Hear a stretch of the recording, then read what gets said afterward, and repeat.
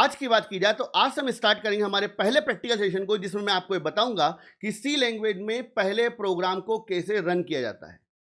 Normally किसी student की बात की जाए तो किसी भी स्टूडेंट्स के लिए सबसे टिपिकल काम क्या होता है किसी भी लैंग्वेज में, चाहे वो सी पढ़ रहा हो, सी प्लस प्लस, जावा, पाइथन या कोई भी अदर लैंग्वेज पढ़ रहा हो, तो उसके लिए सबसे टिपिकल काम होता है किसी पहले प्रोग्राम को रन करना। रिमेंबर, पहले प्रोग्राम को रन करने में जितने एफर्ट्स लगते हैं वो एफर्ट्स किसी दूसरे प्रोग्राम या किसी एन नंबर ऑफ प्रोग्राम को डेवलप करने में नहीं लगते, और उस पहले प्रोग्राम को रन करने का जो फील होता है वो अलग ही होता है।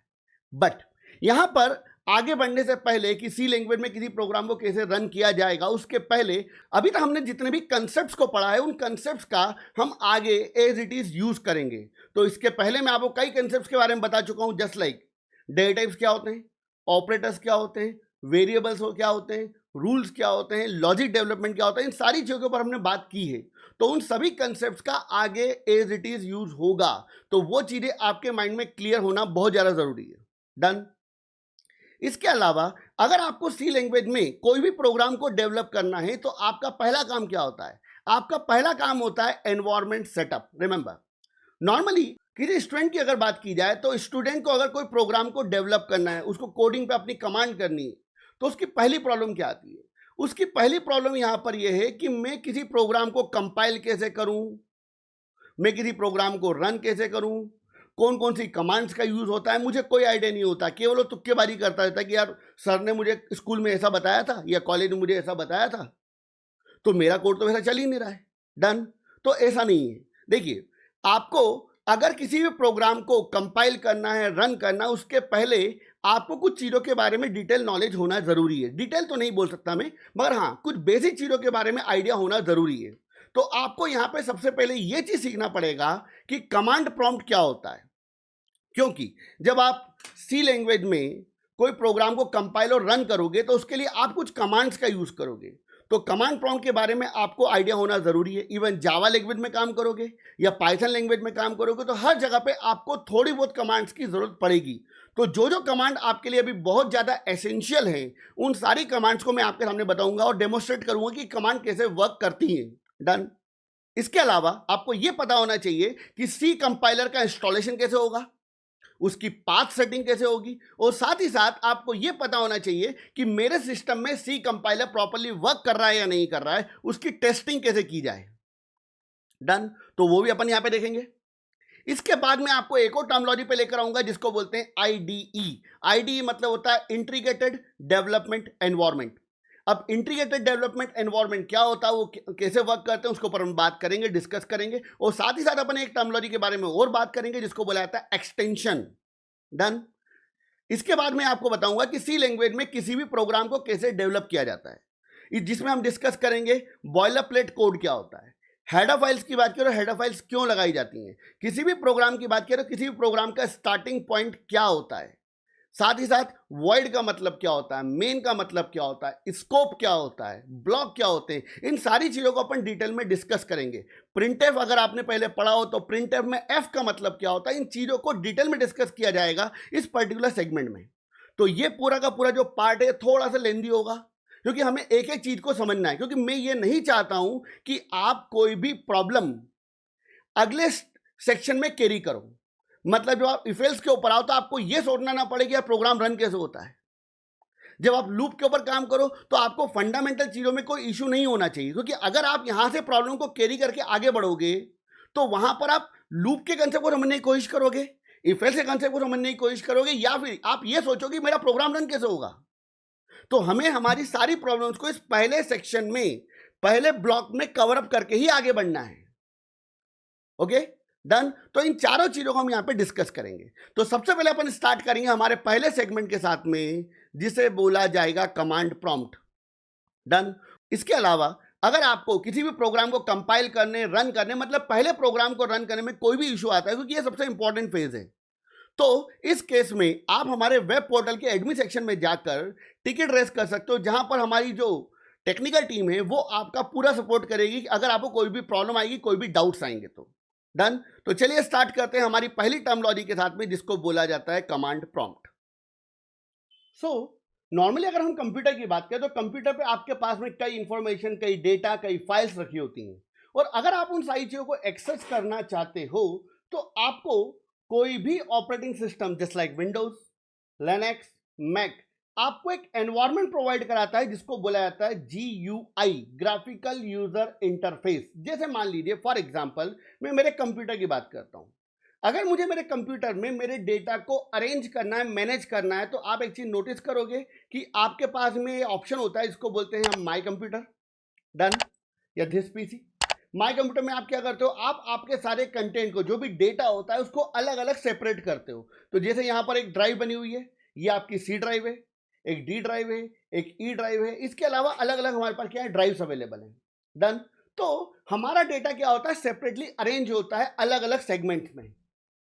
जैसे आपके घर की बात की जाए तो आपके घर को आपने क्या कर रखा है, छोटे छोटे एरियाज में डिवाइड कर रखा है। एक एरिया किचन, एक बेडरूम, एक ड्राइंग रूम, एक बाथरूम, ये सब क्या अलग अलग एरियाज हैं और अलग अलग चीजों से रिलेटेड सामान अलग अलग जगह पे रखा होता है। खाने का सामान किचन में रखा हुआ है, कपड़े बेडरूम में रखे हुए हैं। इस तरीके से आप क्या करते हो, अपने सामान को अलग अलग जगह पे रखते हो। अब यहां पर अगर आपको कोई भी डेटा, कोई भी इंफॉर्मेशन को एक्सेस करना है तो आप क्या करोगे, उस पर्टिकुलर लोकेशन पे जाओगे और वहां पे जाके चीजों को एक्सेस कर लोगे।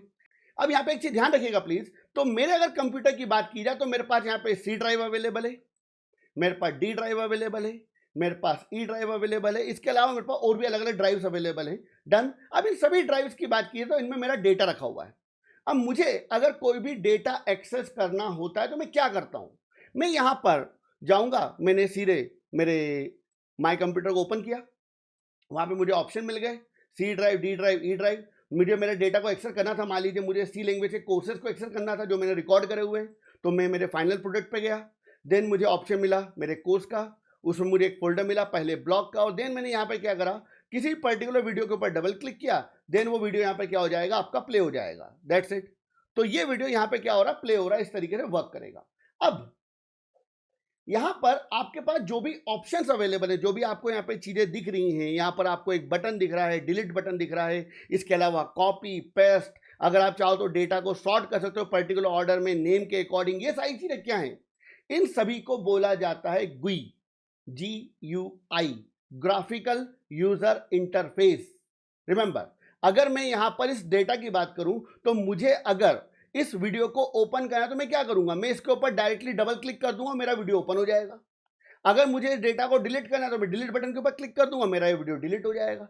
अब मेरी प्रॉब्लम को समझने की कोशिश करो। यहाँ पे नॉर्मली क्या होता है कि ये जो ग्राफिकल यूजर इंटरफेस होते हैं ये आज के समय में अवेलेबल हैं, मगर पुराने समय की बात की जाए तो पुराने समय में अगर आपको डेटा को एक्सेस करना होता था तो कई बार आपके पास ग्राफिकल यूजर इंटरफेस नहीं होते थे। इवन आज भी बात की जाए तो कई टेक्नोलॉजीज पे अगर आप काम करोगे, जस्ट लाइक अगर आप React.js पढ़ते हो या आप AngularJS पढ़ते हो, तो वहां पर आपको अगर एप्लीकेशन क्रिएट करना है तो आपको कमांड्स का यूज करना पड़ेगा।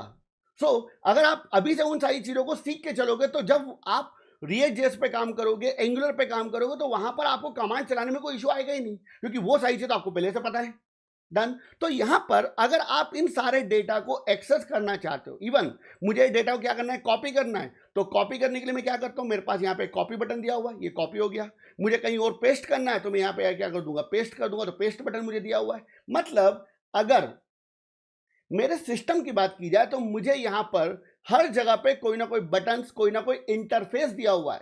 इंटरफेस मतलब जिसका यूज करके हम किसी चीज को एक्सेस करते हैं। तो यहां पे जो अलग अलग बटन्स दिए हुए ये सब क्या है, ये इंटरफेस है जो मुझे विजिबल है, दिख रहे हैं। That's why it's called graphical user interface. आपको यहां पे किसी भी चीज को एक्सेस करना तो क्या अवेलेबल है, ये बटन क्या कहलाएंगे, आपके इंटरफेस, डन। बट अगर अपन किसी भी कंप्यूटर की बात करें तो वहां पर आप बहुत सारे काम जो मैंने आपको करके बताया, जैसे मान लीजिए मुझे एक वीडियो प्ले करना था, मेरे पास E ड्राइव थी, मेरे पास एक वीडियो अवेलेबल है, इस वीडियो को मुझे प्ले करना है तो मुझे यहाँ पे क्या करना पड़ेगा, इस तरीके से वर्क करना पड़ेगा। बट इसी सारे काम की बात किया तो ये सारे के सारे वर्क में विथआउट ग्राफिकल यूजर इंटरफेस कर सकता हूं। तो इसके लिए हमारे पास एक एनवायरमेंट अवेलेबल है, इसको बोलते हैं कमांड प्रॉम्प्ट। अगर कमांड प्रॉम्प्ट की बात करें तो कमांड प्रॉम्प्ट को अगर मुझे ओपन करना तो मैं कैसे करूंगा, तो मैं यहां पर विंडो की प्रेस करूंगा, आपके कीबोर्ड में विंडो की होती है, उस पर आपको प्रेस किया और देन आपने यहां पे लिख दिया CMD, तो यहां पे क्या हो जाएगा, कमांड प्रॉम्प्ट आपके सामने ओपन हो जाएगा। अब अगर मुझे उस वीडियो को प्ले करना है जो मैंने वहां पे प्ले किया था, तो उस वीडियो को अगर मुझे सिंपली प्ले करना है तो उसके लिए मुझे यहाँ पे कुछ कमांड्स का यूज करना पड़ेगा। डन। तो मैंने यहाँ पे सिंपली एक स्टेटमेंट लिख दिया ई सी डी, और मेरे वीडियो फोल्डर का नाम था ये कुछ, देन सी डी, देन मेरे एक फोल्डर का नाम था दैट्स इट, और देन मुझे किसी वीडियो को प्ले करना है। तो मान लो मुझे ये वाला वीडियो प्ले करना है, मैंने इंटर प्रेस करा, आप यहाँ पे नोटिस कर रहे हो कि ये वीडियो यहाँ पे क्या हो चुका है, प्ले हो चुका है। That's it, done. मतलब आप किसी वीडियो को प्ले करना चाहते हो, आप डेटा को कॉपी करना चाहते हो, अगर आप चाहते हो, जैसे फॉर एग्जांपल यहाँ पर आप एक चीज नोटिस करेंगे कि आपके सामने मैं यहाँ पर एक फोल्डर क्रिएट करके बताता हूँ। जैसे यहाँ पे कुछ लिखा हुआ है, तो सिंपली मैंने C D dot dot, then मैंने यहाँ पे एक फोल्डर क्रिएट करा mkdir temp. Look at this, यहाँ पर आपको एक फोल्डर मिल गया। अब मैं चाहता हूं कि इसका पूरा पूरा जो डेटा है, यहाँ का पूरा पूरा जो डेटा है, वो मैं कॉपी काय में कर दूं, टेम्प के अंदर कॉपी कर दूं। तो सिंपली मैं यहाँ पे कमांड प्रॉम्प्ट का यूज करके ही काम कर सकता हूं। तो मैं लिख दिया cd, that's it, copy star dot star, then उसके बाद थोड़ी सी मुझे एक लंबी कमांड लिखनी पड़ेगी। वो एक्चुअली लंबी कमांड नहीं होगी, एक्चुअली फोल्डर्स के नाम मेरे सिस्टम में थोड़े बड़े हैं, इस वजह से वो लंबी कमांड हो रही है। दैट्स इट, और कुछ भी रीजन नहीं है। e:/temp,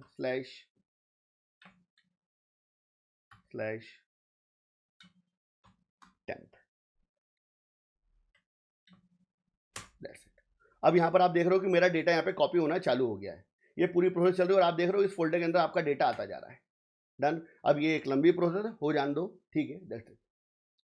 ओके, नाउ तो प्रोसेस कंप्लीट हो चुकी है और आप यहाँ पे एक चीज देख रहे हो कि उस पर्टिकुलर फोल्डर में जितना भी डेटा था आपका, वो सारा का सारा डेटा मेरे एक दूसरे फोल्डर में आ चुका है। डन। तो यहाँ पे वो डेटा पड़ा हुआ है और वही का वही सारा डेटा इस टेम्प फोल्डर में आ चुका है। डन। तो टेम्प फोल्डर की मुझे वैसे रिक्वायरमेंट नहीं है, तो मैं इसको अभी वापस से डिलीट कर देता हूँ, कौन मेमोरी खाए। चलो आगे बढ़ते हैं। अब यहाँ पर सिंपल सी बात है कि कमांड प्रॉम्प्ट की बात की तो कमांड प्रॉम्प्ट के थ्रू आप बहुत सारे ऐसे वर्क कर सकते हो जो आप डायरेक्टली GUI के थ्रू करते हो। डन। चलिए अब यहां पर हम कमांड प्रॉम्प्ट की बेसिक कमांड को समझने की कोशिश करते हैं। उसके पहले आपको यहां पर कुछ टर्मिनोलॉजीज को समझना पड़ेगा। पहली टर्मिनोलॉजी से बोला जाता है डायरेक्टरी। रिमेंबर, अगर डायरेक्टरी की बात करें तो डायरेक्टरी नॉर्मली किसको बोला जाता है? तो मान लीजिए कि आपने आपके कंप्यूटर में कोई फोल्डर क्रिएट करा है, तो उस फोल्डर को नॉर्मली अपन क्या बोलते हैं? डायरेक्टरी। Remember, clear? दूसरी इंपॉर्टेंट चीज, मान लीजिए आपका कोई वीडियो अवेलेबल है, कोई इमेज अवेलेबल है, कोई डॉक्यूमेंट फाइल अवेलेबल है, तो ये जितनी भी चीजें हैं इन सभी को नॉर्मली बोला जाता है फाइल। क्लियर? डन। तो दो टर्मिनोलॉजी, डायरेक्टरी मतलब फोल्डर, और इसके अलावा उसमें रखा हुआ कोई वीडियो, कोई इमेज, कोई आपका प्रोग्राम, ये हर चीज किस कैटेगरी बिलोंग करेगी? वो बिलोंग करेगी फाइल की। डन। दूसरी इंपॉर्टेंट चीज है, यहां पर आपको कुछ अलग अलग ड्राइव्स दिख रही हैं, तो सी ड्राइव है, डी ड्राइव है, ई ड्राइव है, तो ऐसे आपके सिस्टम में भी अलग अलग क्या होंगी? ड्राइव्स होंगी। अब चलिए स्टार्ट करते हैं। तो यहां पर आपको सबसे पहले एक वर्ड को समझना पड़ेगा जिसको बोला जाता है CWD। CWD का मतलब होता है current working directory. Current working directory. देखिए, करंट वर्किंग डायरेक्टरी की बात की जाए तो करंट वर्किंग डायरेक्टरी का मतलब क्या होता है? मतलब मैं जहां करंटली वर्क कर रहा हूं वो मेरी करंट वर्किंग डायरेक्टरी कहलाता है। जैसे मान लीजिए अभी की बात की जाए तो मेरे घर में 3 कमरे हैं। डन। मगर मैं किसी पीछे वाले कमरे में बैठा हूं, तो जहां पर मैं बैठा हूं ये मेरी करंट वर्किंग डायरेक्टरी, मतलब मैं जहां पे वर्क कर रहा हूं। तो जैसे अगर इस कंप्यूटर की बात की जाए तो यहां पर आपके पास में सी ड्राइव है, डी ड्राइव है, ई ड्राइव है, तो यहां पर ड्राइव तो बहुत सारी है, मगर मैं अभी करंटली कहां पे वर्क कर रहा हूं? मान लो ई ड्राइव में, तो मैं क्या बोलूंगा कि मेरी करंट वर्किंग डायरेक्टरी कौन सी है? E drive. डन। इसके बाद मान लीजिए मैंने एक फोल्डर ओपन कर दिया, तो मेरी करंट वर्किंग डायरेक्टरी चेंज हो चुकी है। क्या? सी प्रोग्रामिंग बाय अभिषेक सर एक फोल्डर में आ चुका है, मतलब मेरी करंट वर्किंग डायरेक्टरी कौन सी हो चुकी है? ये फोल्डर हो चुका है। इसके बाद मान लीजिए मैंने ये वाला फोल्डर ओपन कर दिया, तो ये क्या हो चुका है? ये मेरी करंट वर्किंग डायरेक्टरी हो चुका है। तो कंप्यूटर में करंटली आप जहां पे वर्क करते हो वो क्या कहलाता है? आपकी current working directory. Same it is, अगर आप कमांड प्रॉम्प्ट की बात किया तो आप जैसे आप कमांड प्रॉम्प्ट को ओपन करोगे तो आपको यहां पे कुछ लिखा हुआ दिखेगा। रिमेंबर, सो ये जो लिखा हुआ ये डिनोट कर रहा है आपकी CWD को, करंट वर्किंग डायरेक्टरी को। इसका मतलब क्या हुआ? इसका मतलब ये हुआ कि जो आपका कमांड प्रॉम्प्ट अभी वर्क कर रहा है तो वो सी ड्राइव में एक यूजर्स नाम का फोल्डर है, उसके अंदर एक पीसी नाम का फोल्डर है, वो अभी करंटली इस लोकेशन पे वर्क कर रहा है। डन। तो जैसे मैं आपको ओपन करके दिखाता हूं, यहां पे जैसे मेरे सिस्टम की सी ड्राइव पे गया, यहां मुझे एक फोल्डर मिला यूजर, और यूजर के अंदर एक फोल्डर मिला पीसी। तो यहां पर मेरी करंट वर्किंग डायरेक्टरी कौन सी हो चुकी है? सी ड्राइव में यूजर के अंदर पीसी। वैसे ही कमांड प्रॉम्प्ट भी कहां पे वर्क कर रहा है? सी ड्राइव में यूजर्स के अंदर पीसी नाम का फोल्डर होगा। अगर आपकी बात की जाए तो आपके कंप्यूटर में कोई और फोल्डर हो सकता है, वो आपके सिस्टम के डिजाइन के ऊपर डिपेंड करेगा। डन। तो ध्यान दीजिएगा प्लीज।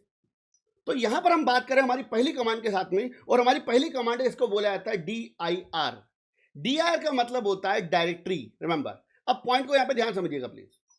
अगर जैसे मान लीजिए मैं इस पीसी नाम के फोल्डर पे हूं, डन, तो मेरी करंट वर्किंग डायरेक्टरी कौन सी है? ये पीसी नाम का फोल्डर, और वही फोल्डर मैंने यहां पर कमांड प्रॉम्प्ट में ओपन करके रखा हुआ है।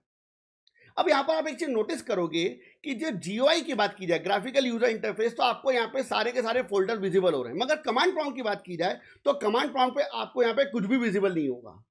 तो अगर आपको यहां पे जो भी यहां पर फोल्डर आपको दिख रहे हैं GUI के अंदर, वो आपको कमांड प्रॉम्प्ट पे अगर दिखाने हैं, तो उसके लिए आपको यहां पे कमांड का यूज करना पड़ेगा। तो पहली कमांड होती है, इसको बोलते हैं DIR।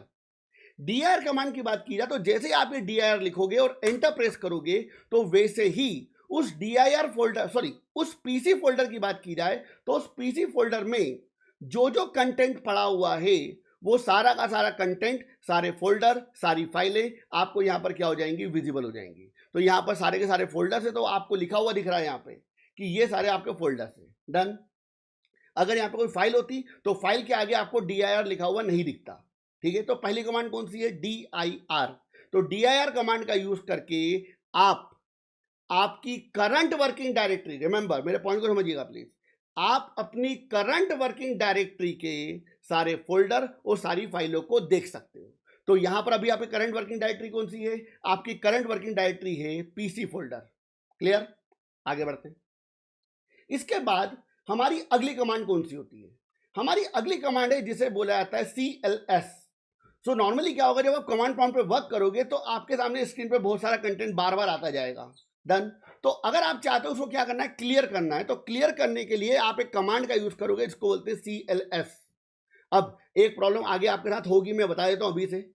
जब आप सी लैंग्वेज में वर्क करोगे तो वहां पे एक कमांड, एक फंक्शन होता है, उसको बोलते हैं CLR SCR, और कमांड प्रॉम्प्ट पे वर्क करोगे तो वहां पे कमांड होती है CLS।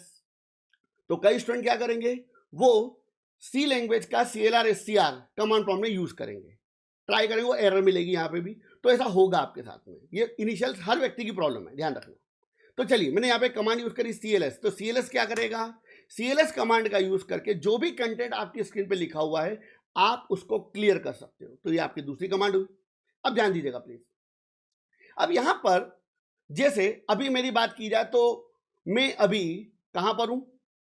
मेरी अभी करंट लोकेशन सी ड्राइव के अंदर यूजर्स नाम का फोल्डर है, उसके अंदर एक पीसी नाम का फोल्डर, मैं उस लोकेशन पे अभी हूं। अब ध्यान दीजिएगा प्लीज।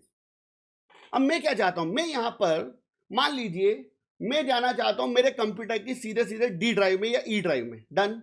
तो मैं कहां जाना चाहता हूं? डी ड्राइव पे। तो मैंने क्या करा, मैंने यहां पे सिंपली क्लिक कर दिया डी, दैट्स इट। तो जैसे मैंने डी पे क्लिक करा, मैं डी ड्राइव पे आ गया। मगर कमांड प्रॉम्प्ट में क्या करोगे? तो कमांड प्रॉम्प्ट में अगर आपको किसी एक ड्राइव से, अभी आप कौन सी ड्राइव पर हो? आपका कंटेंट सी ड्राइव में अवेलेबल है। डन। और आप क्या चाहते हो? आप ये चाहते हो कि आपको सी ड्राइव से कहां जाना है? डी ड्राइव पे। तो यहां पर आपको किसी एक ड्राइव से, ड्राइव में फोल्डर की बात नहीं कर रहा हूं, ध्यान दीजिएगा प्लीज। अगर आपको एक drive, C drive, D drive, E drive, तो किसी एक ड्राइव से अगर आपको दूसरी ड्राइव पे जाना है, तो आपका पहला काम होगा कि आप यहां पर मेंशन करोगे पहले उस ड्राइव का कैरेक्टर। तो ड्राइव कौन सी है भैया? डी। आपको न्यू फोल्डर पूरा लिखने की जरूरत नहीं है, केवल ड्राइव का कैरेक्टर लिख दो यहां पे। तो डी लिख दिया और देन कॉलन लगा दो, कॉलन, सेमी कॉलन नहीं, और देन आपने एंटर प्रेस कर। तो आप एक चीज नोटिस कर रहे हो कि आप यहां पे डी ड्राइव पे आ चुके हो। डन। अब यहां पे डी ड्राइव में आपको यहां पे अलग अलग फोल्डर दिख रहे हैं, क्योंकि ये GUI है, मगर यहां पर आपको नहीं दिखेगा। तो क्या करना, देखना है, लगाओ command DIR, that's it. Clear? तो आपको सारे के सारे कंटेंट यहां पे विजिबल हो जाएगा। जो कंटेंट आपने लिखा था क्लियर करना है, CLS, दैट्स इट, डन। तो अगर मान लो मुझे ई ड्राइव पे जाना है, तो मैं क्या करूंगा, मैं ई ड्राइव का नाम लिखूंगा और देन कॉलन लगा दूंगा, एंटर, तो मैं ई ड्राइव पे आ जाऊंगा। अगर मुझे वापस सी ड्राइव पे जाना है, तो मैंने सी लिखा, एंटर प्रेस किया, तो वापस सी ड्राइव पे आ जाऊंगा। डन। तो इस तरीके से मैं एक ड्राइव से दूसरे ड्राइव, दूसरे ड्राइव से तीसरे ड्राइव, तीसरे ड्राइव से चौथे ड्राइव पे जा सकता हूं। तो आपकी अगली कमांड कौन सी है, जिसे बोला जाएगा drive change. Remember, drive, directory change नहीं, ड्राइव चेंज। एक ड्राइव से दूसरे ड्राइव पे अगर आपको जाना है तो बहुत सिंपल सा तरीका है कि पहले आपको क्या लिखना पड़ेगा, आपको लिखना पड़ेगा ड्राइव का कैरेक्टर। तो ड्राइव कैरेक्टर कौन सा है, मान लीजिए इधर डी ड्राइव है, इधर ई ड्राइव है, जो भी है, तो आपने क्या लिखा, ड्राइव का कैरेक्टर लिख दिया। तो जैसे मान लीजिए आपने यहाँ पे लिख दिया, मान लो फॉर एग्जांपल ई, और उसके बाद आपको लगाना है कॉलन, और देन क्या प्रेस कर दोगे आप, एंटर। तो ये जो कमांड है ये कहां पर लेके चली आएगी आपको, ई ड्राइव पे। क्लियर? तो ये कमांड भी आपको अप्लाई करके देखनी है अपने कंप्यूटर पे, सभी को इन सभी चीजों की जरूरत पड़ेगी आपको आगे। डन। अब मैं यहाँ पे क्या चाहता हूं, मैं यहाँ पर ई ड्राइव पे जाना चाहता हूं, तो मैंने क्या करा, मैंने यहाँ पे लिखा ई कॉलन और देन एंटर। तो मैं यहाँ पे ई ड्राइव पे आ चुका हूं। डन। अब यहाँ पर ये रही आपकी ई ड्राइव। अब मैं यहाँ पे क्या चाहता हूं, जैसे मैं यहाँ पर मान लीजिए मैं ई ड्राइव पे अभी करंटली हूं और मुझे क्या करना है, मुझे इस फोल्डर को ओपन करना है। डन। मतलब में मेरी करंट वर्किंग डायरेक्टरी कौन सी है अभी, ई ड्राइव, और ई ड्राइव से मैं कहां पे जाना चाहता हूं, इस पर्टिकुलर फोल्डर में। तो मैं क्या करूं, मैं डबल क्लिक कर दूंगा। बट अगर आपको कमांड प्रॉम्प्ट पे ये काम करना है तो आप कैसे करोगे, तो कमांड प्रॉम्प्ट पे ये काम करने के लिए आपके पास एक कमांड होती है, इसको बोलते हैं सीडी। तो सीडी की बात की जाए तो सीडी का मतलब होता है चेंज डायरेक्टरी। रिमेंबर, तो यहां पर सीडी कमांड की बात की जाए तो इस कमांड का यूज करके आप किसी फोल्डर के अंदर जा सकते हो। तो जैसे अगर आपको यहां पे उस पर्टिकुलर फोल्डर को ओपन करना है तो तरीका क्या होगा, सबसे पहले आप यहां पे लिखोगे सीडी। डन। सीडी मतलब चेंज डायरेक्टरी, और उसके बाद में स्पेस देके आपको लिखना है नेम ऑफ फोल्डर। डन। किसी फोल्डर का नाम। तो यहां पर मैं क्या चाहता हूं, मुझे किस फोल्डर पे जाना है, मुझे इस पर्टिकुलर फोल्डर पे जाना था। कौन सा, ई ड्राइव में फोल्डर था ये वाला। अब ये फोल्डर का नाम काफी ज्यादा बड़ा है, तो मैं आपको एक तरीका बता रहा हूं, देखिए ये चीजें आपको पता होनी चाहिए। तो आप क्या करोगे, आपने सीडी लिखा, और सीडी लिखने के बाद आप स्पेस दे दो। सो स्पेस देने के बाद में आपको यहाँ पे पूरा नाम लिखने की कोई रिक्वायरमेंट नहीं है, आप केवल पहला कैरेक्टर लिख दो। पहला कैरेक्टर कौन सा दिख रहा है यहाँ पे, 1, तो मैंने 1 लिखा।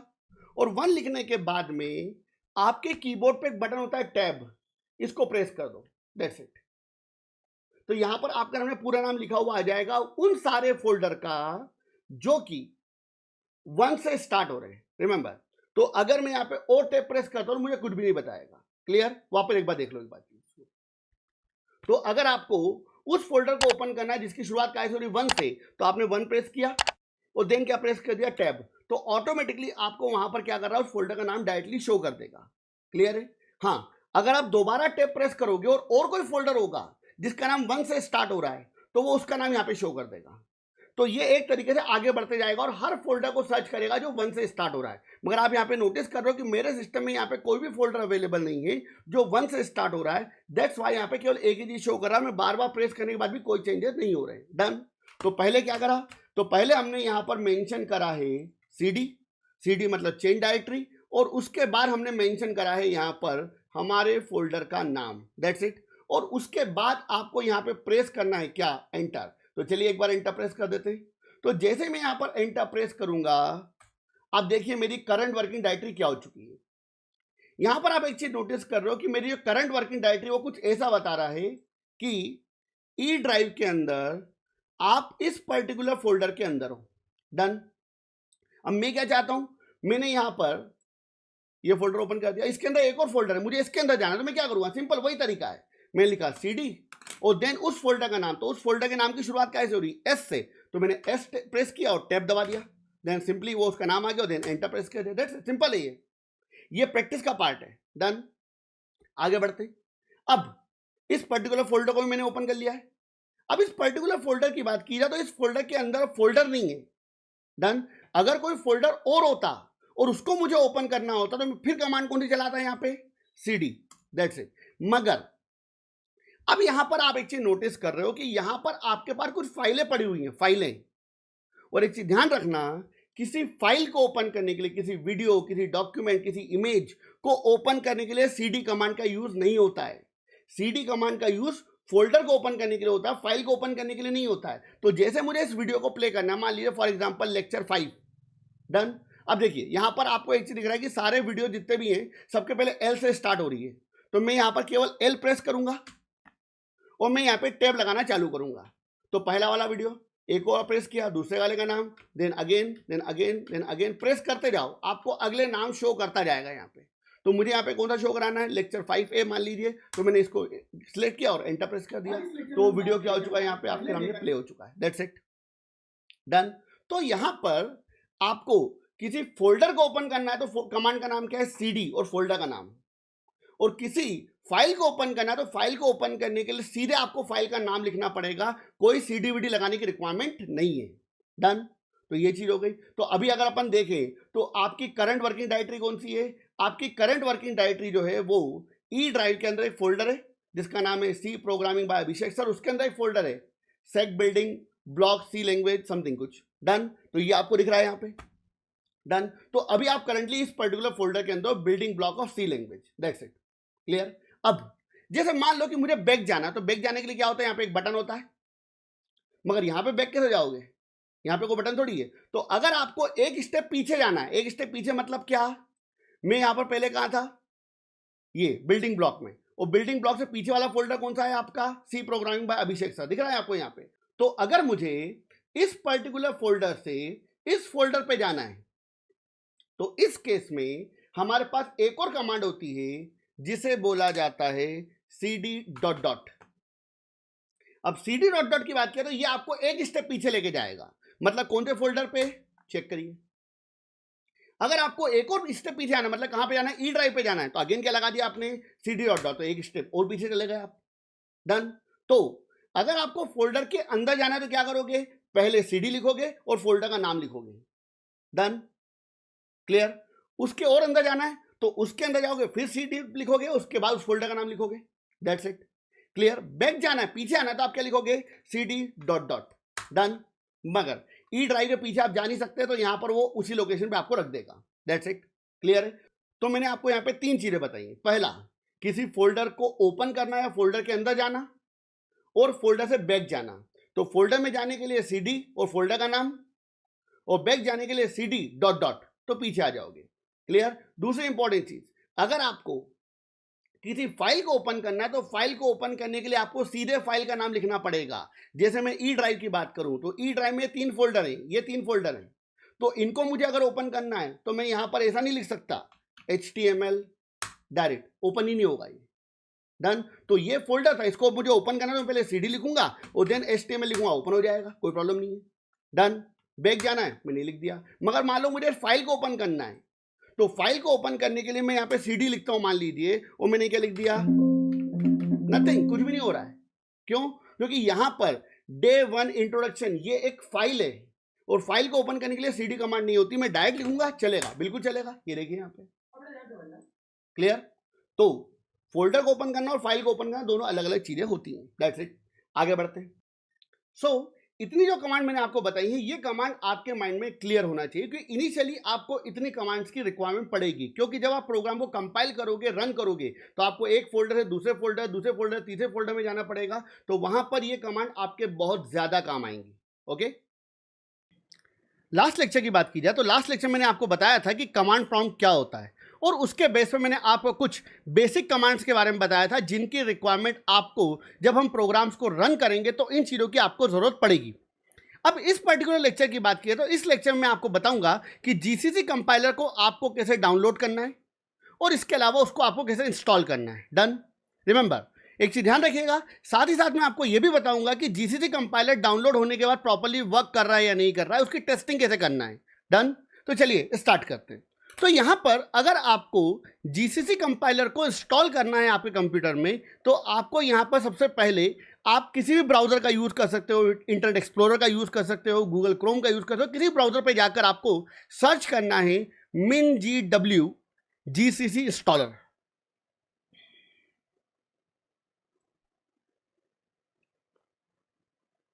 तो यहां पे मैंने इंटरनेट एक्सप्लोरर ब्राउजर ओपन कर लिया है, और देन आपको यहां पे सर्च करना है MinGW GCC compiler download, that's it, कोई प्रॉब्लम नहीं है। अब जैसे आपने यहाँ पे क्लिक किया तो यहाँ पर आपको अलग अलग ऑप्शन दे रहा है, ठीक है। अब इन सारे ऑप्शंस की अगर बात की जाए तो यहाँ पर आपको सर्च करना है minimalist GNU for Windows. Done, तो इस पर आपने क्लिक किया तो जैसे आप यहाँ पर आओगे तो आपको एक डाउनलोड बटन मिल जाएगा और डाउनलोड पे आप क्लिक करोगे तो आप सीधे उस फाइल को डाउनलोड कर सकते हो। अब देखिए, ये डाउनलोड होने को ज़्यादा समय नहीं लेगा वैसे तो जब ये डाउनलोड होगा तो आपको यहाँ पर एक फाइल मिलेगी। मैं इस पर्टिकुलर डाउनलोड फोल्डर पे चले जाता हूँ। तो डाउनलोड फोल्डर में आपको एक फाइल मिलेगी, उस फाइल का नाम होगा minGW-get-setup.exe। डन। अब इस फाइल को आपको क्या करना है, रन करना है। इस फाइल को आप जब रन करोगे तो यहाँ पर आपको ऑप्शन मिलेगा रन एज एडमिनिस्ट्रेटर, तो आपने इसको रन किया। देन आपको यहाँ पर ऑप्शन मिलेगा इंस्टॉल। तो जैसे आप इंस्टॉल बटन पे क्लिक करोगे तो आपको पहले एक ऑप्शन मिल रहा है इंस्टॉलेशन डायरेक्टरी। तो इंस्टॉलेशन डायरेक्टरी मतलब वो पूछ रहा है आपसे कि ये सॉफ्टवेयर आपको कहाँ पर इंस्टॉल करना है। डन। तो इंस्टॉलेशन डायरेक्टरी यहाँ पर दिखा रहा है कि सी ड्राइव में एक फोल्डर बनेगा और उस फोल्डर का नाम होगा minGW। डन। तो आपको इसको चेंज करने की कोई रिक्वायरमेंट नहीं है, ये डिफॉल्ट लोकेशन बेटर है। देन नेक्स्ट पे क्लिक किया आपने। अब नेक्स्ट पे आप जैसे ही क्लिक करोगे तो ये सॉफ्टवेयर आपका इंटरनेट से कुछ बेसिक पैकेजेस को डाउनलोड करना स्टार्ट करेगा। डन। तो इनिशियली वो जो डाउनलोड करता है वो होता है आपका minGW इंस्टॉलेशन मैनेजर। इस सॉफ्टवेयर को डाउनलोड करता है इंटरनेट से। तो सबसे पहले डाउनलोड होने के बाद में एक सॉफ्टवेयर आपके सिस्टम में इंस्टॉल हो जाएगा, उसका नाम होगा minGW इंस्टॉलेशन मैनेजर। डन। अब 100% डाउनलोड होने के बाद यहाँ पर आपको कंटिन्यू बटन दिखाएगा, तो कंटिन्यू पे आप क्लिक कर दो। अब कंटिन्यू पे क्लिक करने के बाद में यहाँ पर आपके पास में कुछ अलग अलग पैकेजेस के बारे में बताएगा कि आपको इनमें से क्या क्या इंस्टॉल करना है। डन। तो इनिशियली अगर बात की जाए तो मुझे यहाँ पर जो रिक्वायरमेंट है, मुझे फोर्ट्रॉन लैंग्वेज पे काम नहीं करना है, मुझे एडा लैंग्वेज पे काम नहीं करना है। मुझे रिक्वायरमेंट है यहाँ पर सबसे पहले minGW32 बेस, इसको मार्क करना है आपको। उसके बाद आपको मार्क करना है minGW32G++, इसको आपको मार्क करना है। डन। अब इसके अलावा यहां पर आपको मार्क करना है MySys बेस, इसको आपको मार्क करना है। डन। इन पे मार्किंग करने के बाद में आपको यहां पर जाना है इंस्टॉलेशन पे, और इंस्टॉलेशन पे आपको ऑप्शन मिलेगा अप्लाई चेंजेस। डन। और देन आप यहां पे क्लिक करोगे अप्लाई पे। तो जैसे आप अप्लाई पे क्लिक करोगे तो यहां पर आपके सिस्टम में कुछ सॉफ्टवेयर को वो डाउनलोड करना चालू कर देगा इंटरनेट से, उन सारी चीज़ों को जिनको हमने यहाँ पे सिलेक्ट किया था। डन। फोर्ट्रॉन, एडा, ऑब्जेक्टिव सी, उन लैंग्वेजेस को वहाँ पर डाउनलोड नहीं करेगा। क्लियर। तो ये प्रोसेस कुछ समय लेगी, तो थोड़ा अपन वेट करते हैं। चलो, यहाँ पर एक प्रोसेस और स्टार्ट हो चुकी है जिसमें आपके जो पैकेजेस में डाउनलोड किए थे थोड़ी देर पहले, उन सारे पैकेजेस को यहाँ पे क्या करेगा, इंस्टॉल करेगा। तो ये इंस्टॉलेशन प्रोसेस में थोड़ा सा समय लगेगा। आपकी इंस्टॉलेशन प्रोसेस यहाँ पर अभी कंटिन्यूसली चल रही है। डन। अब यहाँ पर आपको लिखा हुआ दिख रहा है all changes are applied successfully, मतलब सारी चीज़ें आपके सिस्टम में इंस्टॉल हो चुकी है। डन। तो ये प्रोसेस कंप्लीट होने के बाद आपको यहाँ पे क्लोज करना है। रिमेंबर, अगर आप सभी की बात की जाए तो आपके सिस्टम में अगर इंटरनेट की स्पीड स्लो है तो उस केस में ये पॉसिबिलिटी है कि ये सेटअप पूरा इंस्टॉल होने में लगभग अप्रॉक्स 10 to 15 मिनट्स का समय ले ले। डन। तो आपको डायरेक्टली इसको क्लोज नहीं करना है, पहले वेट करिएगा सक्सेसफुल इंस्टॉलेशन होने के बाद में इसको अपने को क्या करना है, क्लोज करना है। That's it. इसके बाद में ये पूरी प्रोसेस कंप्लीट करने के बाद में आपको यहाँ पर आपके सिस्टम में ओपन करना पड़ेगा कमांड प्रॉम्प्ट। डन। तो मैंने यहाँ पे कमांड प्रॉम्प्ट ओपन किया। अब कमांड प्रॉम्प्ट आपके सामने यहाँ पर ओपन है। अब यहाँ पर आपको एक कमांड चला के देखनी है, उस कमांड का नाम है GCC। डन। तो जैसे आप यहाँ पे GCC कमांड चलाओगे तो आपको यहाँ पर एक एरर देगा, GCC is not recognized as a external और इंटरनल कमांड। ये आपको एक एरर देगा। डन। और अगर ये एरर दे रहा है कुछ गलत नहीं है इसके अंदर, ठीक है, तो ये एरर आपके सिस्टम में आएगी। अब अगर मुझे इस एरर को सॉर्ट आउट करना है तो मुझे क्या करना पड़ेगा, पहले सबसे पहले इसके लिए आप सबसे पहले आपके माई कंप्यूटर पे जाओगे। माई कंप्यूटर में आपको ऑप्शन मिलेगा सी ड्राइव में minGW, रिमेंबर जहां पर आपने इंस्टॉलेशन किया था, उसमें आपको एक फोल्डर मिलेगा जिसका नाम होगा बिन। डन। तो बिन फोल्डर को आपको ओपन करना है, और ओपन करने के बाद में आपको यहां पर ये जो पूरा पाथ है, कौन सा, सी ड्राइव के अंदर minGW/bin, ये इसको पूरे को कॉपी करना है। आपने इसको कॉपी कर लिया। कॉपी करने के बाद में आपको करना क्या है, ध्यान दीजिएगा प्लीज। इसके बाद आपको जाना है आपके माई कंप्यूटर की प्रॉपर्टी पे। डन। तो ये आपका दिस पीसी ऑप्शन है, इसके ऊपर राइट क्लिक करोगे तो आपको ऑप्शन मिलेगा प्रॉपर्टी। तो जैसे आप प्रॉपर्टी पे क्लिक करोगे तो आपके सामने ऐसी कुछ विंडो ओपन हो जाएगी, और यहाँ पर आपको ऑप्शन मिलेगा एडवांस सिस्टम सेटिंग। डन। तो इस पर आपको क्लिक करना है। जैसे आप एडवांस सिस्टम सेटिंग पे क्लिक करोगे तो यहाँ पर आपके सामने ऐसी एक विंडो ओपन हो जाएगी, और यहाँ पर आपको ऑप्शन मिलेगा एनवायरमेंट वेरिएबल। तो आपको एनवायरमेंट वेरिएबल पे क्लिक करना है, और एनवायरमेंट वेरिएबल पे क्लिक करने के बाद में आपको यहाँ पे दो ऑप्शन मिलेंगे, यूजर वेरिएबल और सिस्टम वेरिएबल। तो आपको यहाँ पे सिस्टम वेरिएबल वाले एरिया में जाना है, यूजर वेरिएबल पे नहीं जाना है। डन। और देन सिस्टम वेरिएबल में आपको एक ऑप्शन मिलेगा पाथ। अगर आपके सिस्टम का रिजोल्यूशन कम है तो आपको इसको ऊपर नीचे करके सेटअप करना पड़ेगा। तो यहाँ पर आपको ऑप्शन मिल रहा है पाथ, तो पाथ पे आपको क्लिक करना है और क्लिक करने के बाद में आपको यहाँ पे एडिट बटन पे प्रेस करना है। डन। अब एडिट बटन पे जब आप प्रेस करोगे तो आपके सामने ऐसी एक स्क्रीन आ जाएगी और यहाँ पर आपको न्यू पे क्लिक करना है। डन। न्यू पे, और न्यू पे क्लिक करने के बाद ऐसा आपके सामने एक ऑप्शन आ जाएगा। डन। किसी पे क्लिक करने के बाद न्यू पे क्लिक मत करना, ध्यान रखना। बाहर क्लिक करना पहले, इधर यहाँ पे जैसे आपने क्लिक कर दिया, और क्लिक करने के बाद मैं न्यू पे क्लिक करूंगा तो यहाँ पर ऐसा आपको टैब आ जाएगा। अभी मैंने आपसे एक पाथ कॉपी करवाया था, उस पाथ को अपन यहाँ पे क्या कर देंगे, पेस्ट कर देंगे। तो मैंने यहाँ पे पेस्ट कर दिया। डन। तो पाथ क्या था आपका, C min gw bin। And then ये प्रोसेस कंप्लीट करने के बाद आप ओके प्रेस करोगे, देन ओके प्रेस किया, देन ओके प्रेस किया, दैट्स इट। ये प्रोसेस कंप्लीट करने के बाद आप इस प्रॉपर्टी विंडो को क्लोज कर सकते हो। अब आपको चेक करना है कि आपका कंपाइलर प्रॉपर्ली सेटअप हुआ है या नहीं हुआ है। तो इसके लिए वापस अपन क्या ओपन करेंगे, कमांड प्रॉम्प्ट। डन। और कमांड प्रॉम्प्ट ओपन करने के बाद अगेन आपको एक कमांड चलानी पड़ेगी, जीसीसी, और एंटर प्रेस करिए। जैसे ही आपने यहाँ पे जीसीसी लिखा वैसे ही आपको यहाँ पर एक स्टेटमेंट दे रहा है, जीसीसी फैटल एरर। ये फैटल एरर क्यों आ रही है इसके बारे में आपको डिटेल में बताऊंगा आगे, क्योंकि यहाँ पर आपको एक इनपुट देना होता है, वो इनपुट हमने नहीं दिया, इस वजह से यहाँ पे फैटल एरर आ रही है। तो एक काम करते हैं, पहले अपन यहाँ पे चेक कर लेते हैं कि हमारा जो जीसीसी है उसका वर्जन कौन सा है। तो अगर आपको वर्जन चेक करना तो आप लिखोगे GCC dash dash version. Done. तो जैसे आपने लिखा जीसीसी डैश डैश वर्जन, तो यहां पर आपको बता रहा है कि आपके जीसीसी का वर्जन कौन सा है, 6.3.01। डन। ये आपके जीसीसी का वर्जन है, इसका मतलब आपके सिस्टम में जीसीसी प्रॉपर्ली इंस्टॉल हो चुका है। डन। इसके अलावा अगर हम आज के लेक्चर की बात करें तो आज के लेक्चर में हम बात करेंगे एक टर्मिनोलॉजी के बारे में जिसे बोला जाता है आईडीई। आईडीई का मतलब होता है integrated development environment. Remember, integrated का मतलब क्या होता है, एक साथ। रिमेंबर, डेवलपमेंट मतलब क्या, डेवलपमेंट वर्ड यहां पर मतलब सॉफ्टवेयर डेवलपमेंट की बात कर रहा है कि आप कोई प्रोग्राम बना रहे हो, आप कोई सॉफ्टवेयर बना रहे हो, आप कोई वेबसाइट बना रहे हो, तो उसके डेवलपमेंट के लिए जो भी चीजें आपको रिक्वायर्ड हैं वो सारी चीजें आपको एक साथ एक जगह पे मिल जाएगी। और ऐसा एनवायरनमेंट जिसमें किसी भी एप्लीकेशन, किसी भी प्रोजेक्ट को डेवलप करने की सारी चीजें एक साथ मिल जाएं, तो वो क्या कहलाएगा, वो कहलाएगा आपका इंटीग्रेटेड डेवलपमेंट एनवायरनमेंट। एग्जांपल के लिए मान लीजिए मैं कोड मंत्रा की बात करता हूं, तो कोड मंत्रा आपको आईटी ट्रेनिंग प्रोवाइड कराता है फंडामेंटल टेक्नोलॉजीज के ऊपर और एडवांस टेक्नोलॉजीज के ऊपर। डन। मतलब हमारा काम है आपको टेक्निकल ट्रेनिंग प्रोवाइड करना। बट इन फ्यूचर मान लीजिए कि अगर कोड मंत्रा आपको सॉफ्टवेयर डेवलपमेंट ट्रेनिंग के साथ साथ अगर पर्सनालिटी डेवलपमेंट मतलब जीडीपीआई, साथ ही साथ एप्टीट्यूड, कम्युनिकेशन स्किल्स, इन सभी चीज़ों की ट्रेनिंग अगर प्रोवाइड कराता है, मतलब आपके प्लेसमेंट के लिए आपको जो जो चीज़ें चाहिए वो हर चीज़ अगर आपको कोड मंत्रा प्रोवाइड कराता है, तो आप क्या बोलोगे कि कोड मंत्रा एक इंटीग्रेटेड डेवलपमेंट एनवायरनमेंट है। मतलब वहां पर हमारे डेवलपमेंट के लिए जो जो चीज़ें चाहिए वो सब कुछ एक साथ अवेलेबल है। Done. Same as it is, अगर आप कोई प्रोग्राम बनाते हो सी लैंग्वेज में, तो नॉर्मली अगर आपके पास कोई आईडी अवेलेबल नहीं है तो उस केस में आपको कई प्रॉब्लम को फेस करना पड़ता है। पहली प्रॉब्लम यह है कि मान लीजिए फॉर एग्जांपल आपको सी लैंग्वेज में एक प्रोग्राम बनाना है, तो सी लैंग्वेज में अगर आपको प्रोग्राम को लिखना है तो लिखने के लिए आपको एक सॉफ्टवेयर की रिक्वायरमेंट पड़ेगी। वो सॉफ्टवेयर नॉर्मली होता था नोटपैड। डन।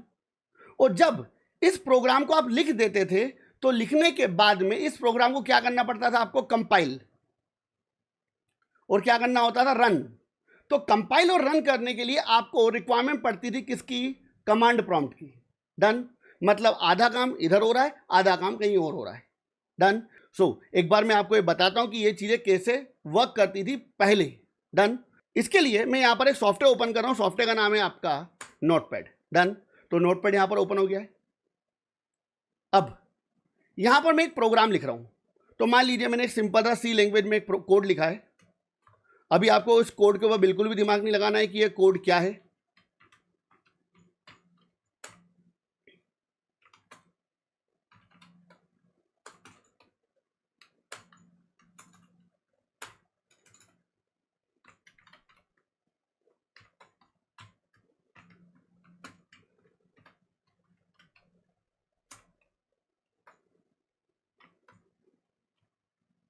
तो मैंने यहाँ पे सी लैंग्वेज में एक छोटा सा प्रोग्राम लिखा है।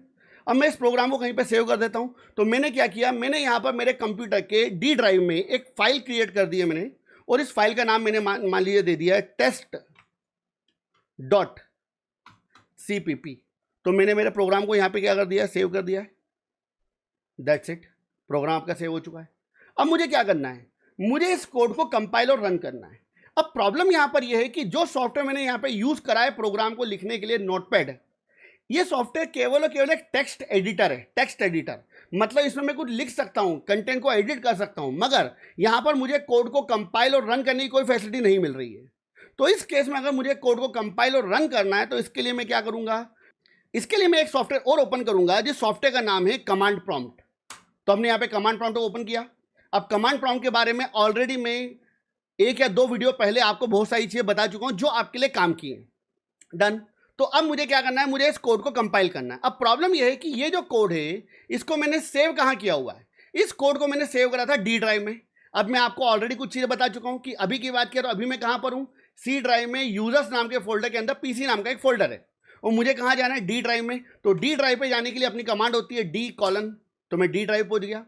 अब मुझे क्या करना है, मुझे कोड को कंपाइल और रन करना है। अब कंपाइल और रन करना मैं डिटेल में आपको आगे बताऊंगा कंपाइल और रन कैसे होता है, बट अभी की बात की जाए तो आपको यहां पे कंपाइल करने के लिए कमांड लिखनी पड़ेगी, उसको बोलते हैं GCC। डन। और उसके बाद मेरी फाइल का नाम लिखूंगा, फाइल का नाम क्या था, test.cpp। मैंने कोड को कंपाइल किया और देन मैंने क्या करा, कोड को रन किया, तो मुझे आउटपुट में क्या मिल गया, हेलो डेवलपर।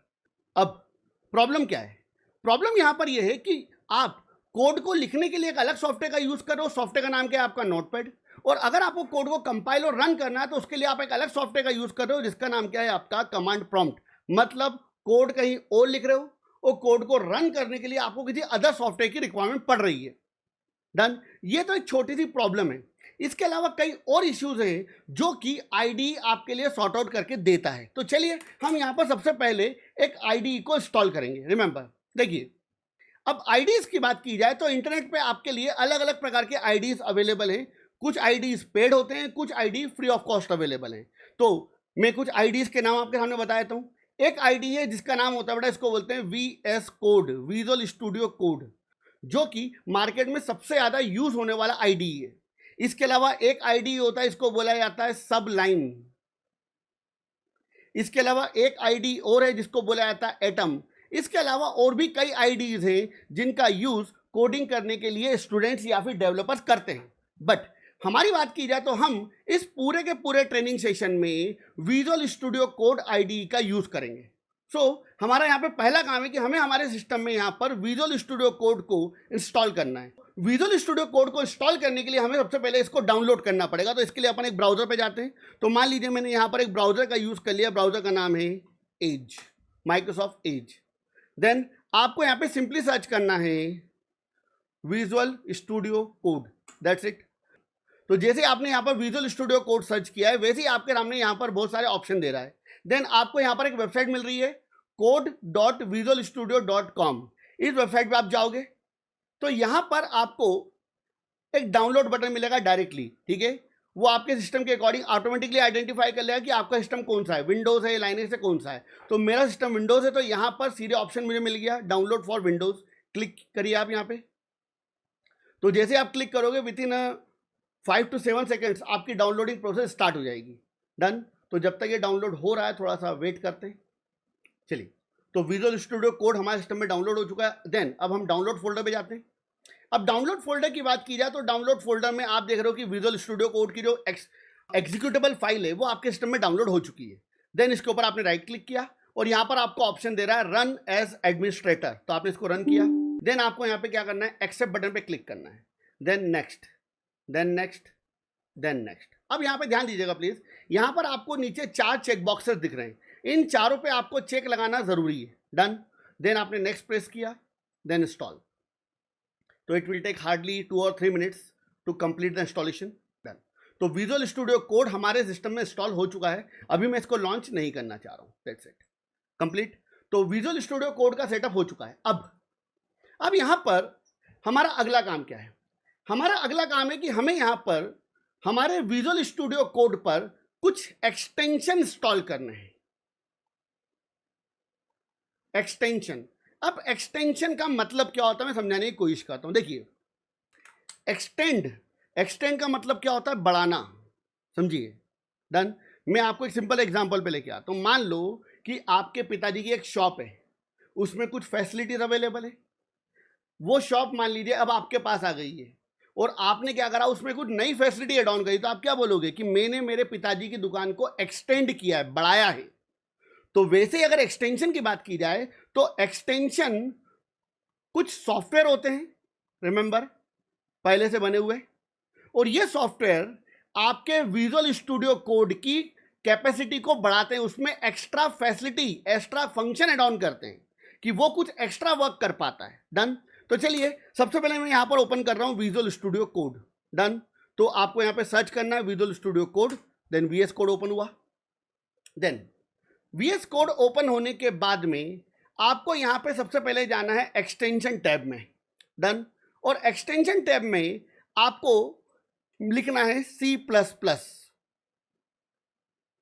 डन। जैसे आप यहां पे C++ लिखोगे तो आपको कुछ ऐसा ऑप्शन देगा, C++ intelligence debugging tool. Remember, अब इस पर्टिकुलर टूल की बात की जाए तो ये एक्सटेंशन मेरे सिस्टम में ऑलरेडी इंस्टॉल था, तो मेरे इसमें आपको इंस्टॉल का ऑप्शन नहीं दे रहा है। बट आपकी बात की जाए तो जब आपके सिस्टम में आप विजुअल स्टूडियो कोड को इंस्टॉल करोगे तो यहां पर आपको इंस्टॉल का ऑप्शन देगा, तो आप इंस्टॉल बटन पे क्लिक कर देना कुछ इस तरीके से। 1 मिनट, जैसे यहां पे इंस्टॉल का बटन, इस पर आप क्लिक कर दोगे तो ये आपका एक्सटेंशन इंस्टॉल हो जाएगा। ध्यान रखिए, नाम क्या है इसका? C++ intelligence debugging code browsing. Remember. Done. तो इसको आपको इंस्टॉल करना है अपने सिस्टम में, पहला काम ये करना है। इसके अलावा एक एक्सटेंशन और होता है जिसको बोला जाता है कोड रनर।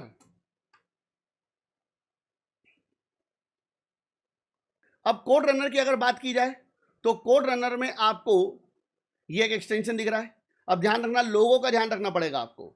मैंने यहां पर कोड और रनर के बीच में स्पेस दी है, आपको एक चीज ध्यान रखना है, क्योंकि कोड रनर कई आपको मिल जाएंगे जिनमें बीच में होता है स्पेस ना हो। डन। तो अलग अलग एक्सटेंशन हो सकते हैं सेम नेम से, तो आपको कुछ ध्यान रखना पड़ेगा इन चीजों का। तो कोड रनर जिसके बीच में स्पेस है उसका लोगो कुछ ऐसा है, क्लियर। और इसको आपको क्या करना है? इंस्टॉल करना है। डन। तो ये 2 एक्सटेंशन आपको आपके सिस्टम में इंस्टॉल करने हैं जिनकी आपको आगे रिक्वायरमेंट पड़ेगी। डन। कोड रनर का यूज करके आप आपके कोड को विदाउट एनी कमांड, बिना किसी कमांड के आप डायरेक्टली रन कर सकते हो आपके कोड को। डन। इसके अलावा C++ एक्सटेंशन जो मैंने यहां पर इंस्टॉल किया है वो एक्सटेंशन आपको ऑटो कंप्लीट, इसके अलावा बॉयलर प्लेट कोड और ऐसी कई एक्स्ट्रा फैसिलिटी प्रोवाइड करेगा जिसके थ्रू आप आपका C++ प्रोग्राम डेवलपमेंट फास्ट कर सकते हो। अभी अगर आपको ये चीजें समझ में नहीं आई हैं कि ऑटो कंप्लीट क्या होता है, बॉयलर प्लेट कोड क्या होता है, तो ये सारी चीजें मैं आगे आपको डिटेल में एक्सप्लेन करूंगा। सो ये 2 एक्सटेंशन आपको आपके सिस्टम में इंस्टॉल करना है। That's it.